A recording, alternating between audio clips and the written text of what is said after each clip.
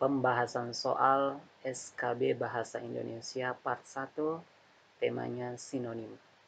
Baik, di video kali ini kita akan membahas soal-soal SKB Pelajaran Bahasa Indonesia, dan kita akan mulai di bagian pertama untuk materi sinonim. Kita langsung buka soalnya. Sekarang untuk sinonim ini kita harus banyak penguasaan kata. Jadi ini persamaan kata untuk interinsuler. Jadi interinsuler ini artinya adalah namanya saja dari kata inter, jadi antar. Jadi interinsuler artinya antar pulau atau dari pulau ke pulau. Maka jawaban yang tepat di sini adalah B, antar pulau. Jadi ini untuk interinsuler. Ini artinya antar pulau. Baik, selanjutnya untuk sinonim yang kedua, imperatif. Oke, kata imperatif ini tidak asing bagi kita. Ini artinya bersifat memerintah. Jadi ini sifatnya perintah atau memberikan komando. Dan imperatif ini juga berarti mempunyai hak untuk memberi komando. Istilah lain juga ini bersifat mengharuskan. Ini ada pilihannya, bersifat memerintah, bertindak menjajah, berlaku seperti dinasti, seperti kerajaan besar, atau bertindak memecah belah. Di sini yang paling sesuai adalah A, bersifat memerintah. Kalau menjajah tentunya berbeda. Baik, ini untuk soal pertama dan kedua. Kita akan lanjut ke soal berikutnya. Dua soal selanjutnya. Oke, kita buka. Nah, sekarang yang ketiga, ganduh. Hati-hati salah baca, ini bukan gaduh, tapi ganduh. Di sini ada pilihannya bertukaran barang, bunga majemuk, gadai barang, tukar tambah, atau jual beli. Untuk cara memilih ini, teman-teman sekalian, ganduh ini bermakna dia bertukar barang, tapi ada tambahan uangnya. Jadi itu istilah untuk ganduh. Istilahnya orang adalah tukar tambah ya, tukar tambah. Dan istilah lainnya bertukar tambah, kemudian ada tambahan sedikit dalam bertukar barang atau yang sejenisnya.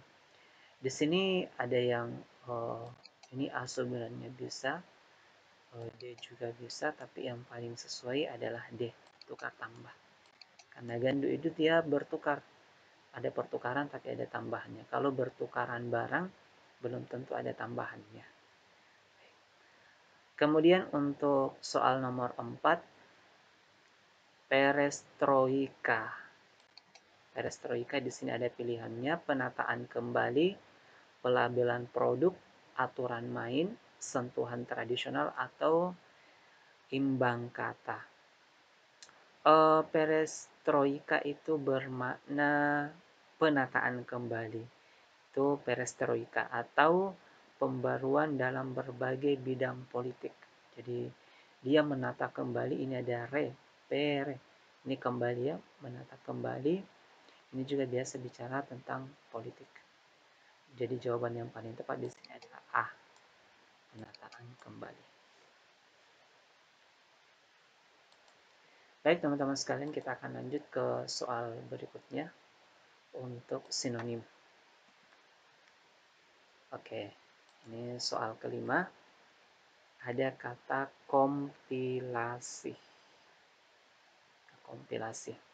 Di sini ada pilihannya penghitungan dengan komputer, kumpulan tulisan yang teratur, ikhtisar karangan ilmiah lengkap, kumpulan informasi yang rumit, perbuatan tidak logis secara sadar.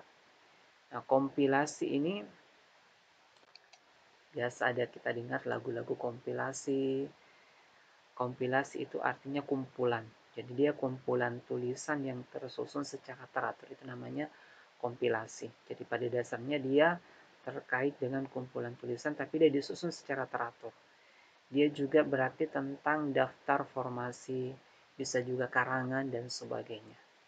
Maka di sini yang paling tepat ini ada kumpulan informasi juga ini ada. Ini juga ada kumpulan. Intinya adalah kumpulan, tapi untuk kompilasi itu dia disusun secara teratur. Maka yang paling tepat di sini adalah B.